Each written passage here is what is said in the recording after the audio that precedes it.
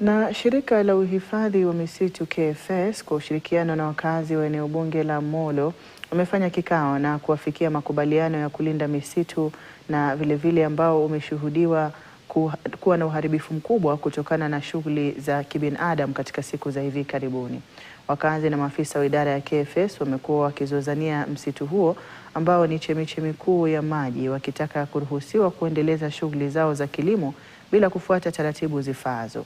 Hata hivyo, baada ya mazungumzo yaliyoshuhudia ama husisha wanachama wa bodi ya kitaifa ya huduma za misitu, wamefikia kuwa watasajiliwa na kuhusishwa katika juhudi za upanzi wa miti, huku suala la kilimo msituni humo likijadiliwa kwa ngazi za juu zaidi.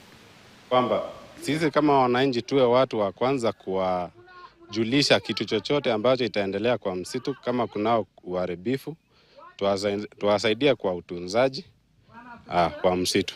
The 15 billion tree is achievable program kwa sababu wamekubaliana kwamba tuwaletee tree nurseries, tuwaletee miche, watapanda na watatunza. Na miaka ya hapo ya awali ndio waliharibu. Ukiangalia pale utaona yule msitu hauko vile unafaa. So we are very happy kwa sababu ya community kushirikiana na Kenya Forest kukubali kwamba ule msitu ni wao. Utaweza kuwalinda na ulinde vizazi vijao na maji haitakuwa shida tena.